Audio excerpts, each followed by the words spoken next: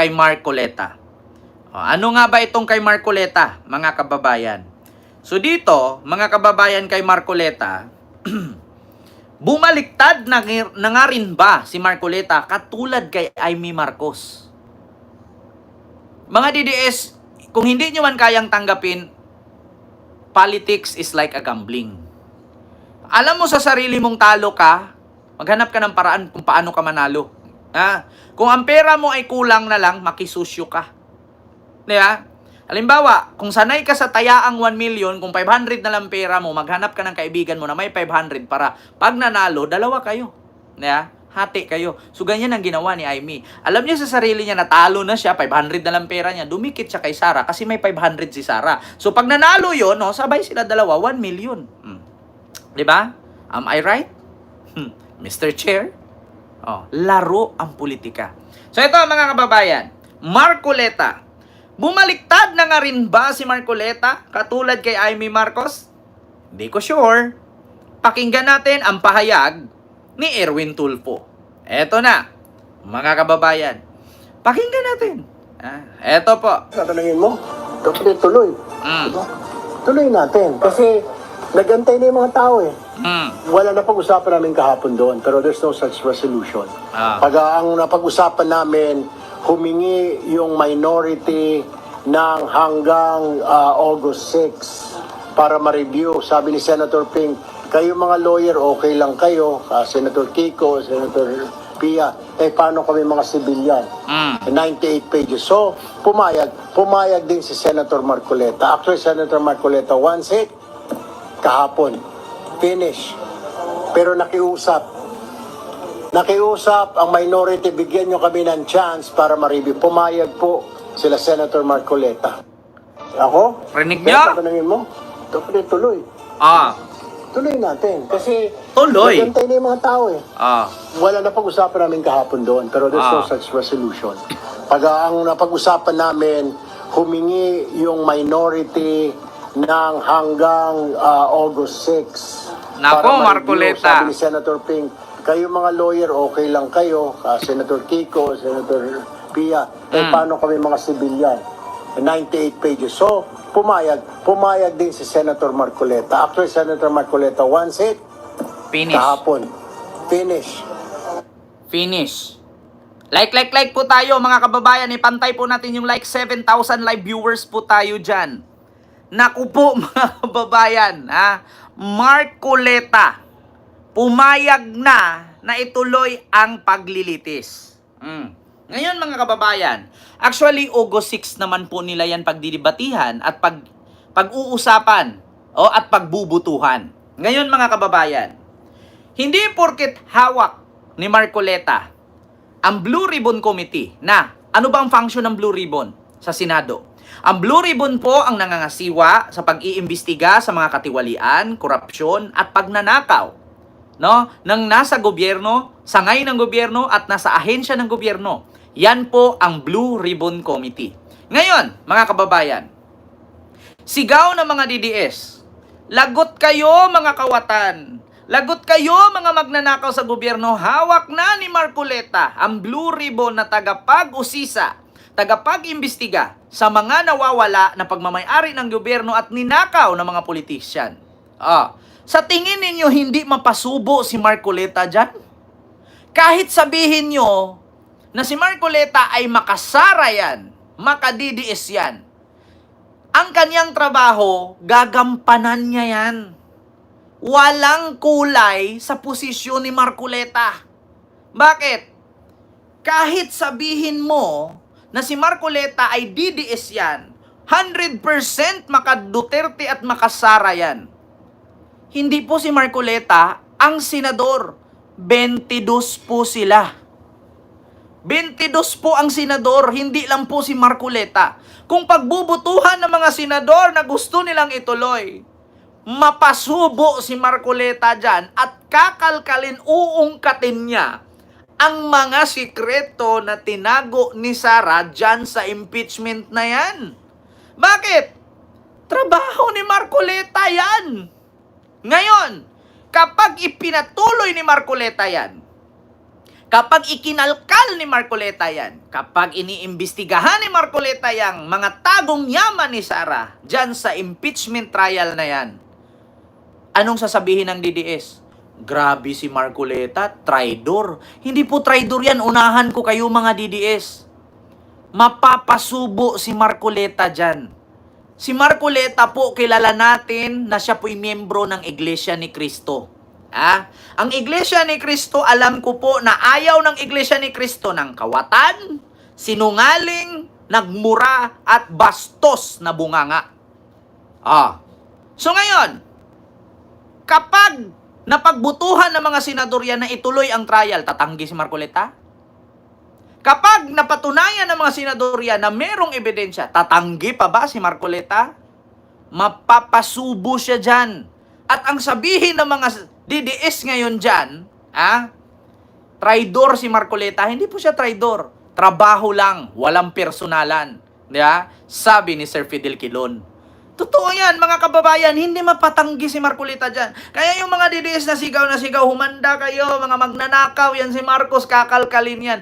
Putang ina, nandyan si Sara, kung may ninakaw si Marcos, nandyan yung ombudsman, nandyan yung Supreme Court, hawak nga ni Sara Supreme Court, sabi ni Gadun, bakit hindi mag-file si Sara ng complaint dyan na may ninakaw si Marcos para mapatunayang may ninakaw, edi siya ang papalit. Ma-impeach si Marcos. Ba't hindi ginawa? Kasi walang ninakaw. Di ba? Yun ang totoo, mga kababayan. Hindi nyo mapigilan si Marcoleta. Sabi ko nga sa inyo, huwag kayong magpiesta. Huwag kayong magdiwang. Kasi hindi porket hawak ni Marcoleta yan, kapag natuloy ang investigasyon dyan sa trial ni Sara, hindi niya matanggihan yan.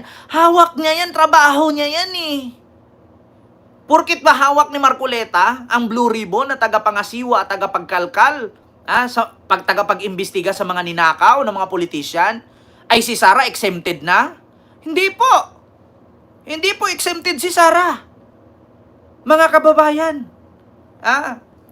Hindi po exempted si Sara. Take note.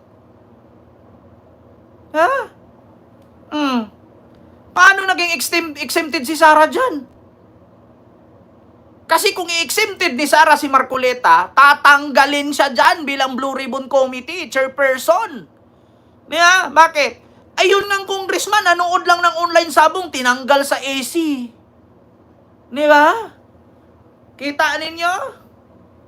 Yung congressman nga, nanood lang ng isabong, tinanggalan ng rule Diba? Si Marcoleta pa kaya kung hindi niya gagampanan at hindi niya papayagan na litisin at imbestigahan yung mga ebidensya laban kay Sara? Sa tingin niyo, hindi siya tatanggalin dyan? Susunod si Marcoleta sa batas. Ngayon ang tanong, babaliktad ba? Pero pwede niyang pagtakpan si Sara. Pwede niyang pagtakban. Pero yung sinabing hindi niya pwedeng kakalkalin, imbestigahan, hindi mangyayari yun. Trabaho niya yan. Kaya itong mga putang inang bubong DDS, nagpiesta sila. Nagdiwang sila na parang Diyos at praise the Lord, hallelujah, ang sinabi nila. Nangakala nila paghawak ni Marcoleta ang Blue Ribbon Committee na tagapangasiwa, tagapagkalkal at imbestiga sa mga magnanakaw. At maglilitis sa mga nagnakaw na mga politisyan, akala nila si Sara hindi madawit dyan. Kasali si Sara sa iimbestigahan. Kasi kung pagbubutuhan ng mga senador yan, kung mapagpatuloy man yan, si Marcoleta mapapasubo dyan. Rani Abaw, wag mo kong tanungin magkano bayad sa akin, tanga. Intindihin mo yung sinasabi ko. Trabaho ni Marcoleta ang imbestigahan ang lahat ng mga magnanakaw na politisyan.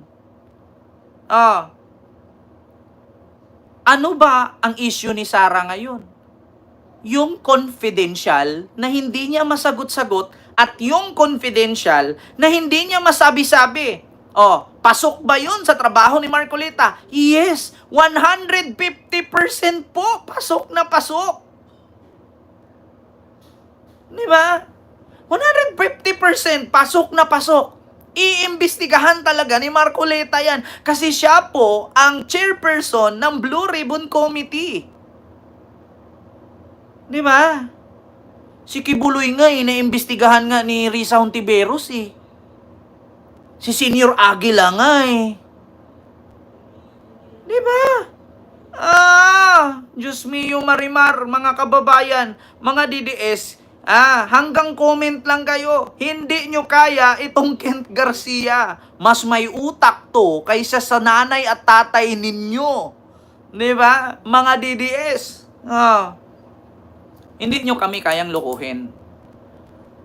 Binigyan ka ng trabaho para mag-usisa, tapos pagdating sa kaibigan mo, hindi mo usisahin? Ba't nilagyan ka pa ng ganyan trabaho? Kung dapat sa'yo, tanggalin ka. Di ba? Ma'am Arlene Pabular, Miguel Love shoutout. Di ba? Ito, example ko, mga kababayan. Ako si Ken. Binigyan ako ng trabaho ni PBBM para usisahin, imbestigahan ang lahat ng mga politisyan na nagnakaw. Tapos, porkit kaibigan ko si Sarah, hindi ko na siya imbestigahan. Dapat mag-resign na lang ako. Bakit? Binigyan ka trabaho, tapos pagdating sa kaibigan mo, exempted. Oy, tandaan ninyo mga kababayan, ang Senado, hindi po yan kumuha ng lisensya sa LTO na may fixer. Ang Senado, hindi po yan NBI na magbayad ka dun sa labas para makapasok ka, hindi ka napipila. Tandaan niyo sa Senado, lang fixer. Di ba? Tanga, mga bobong DDS. Ang Senado, walang fixer-fixer dyan na kapag inimbestigahan ka ni Marcoleta, Marcoleta, 550, wag mo na ako imbestigahan, diretso mo na pasok. Walang ganun. Ang Senado, hindi po yan na parang nag-apply ka, na sasampa ka sa barko,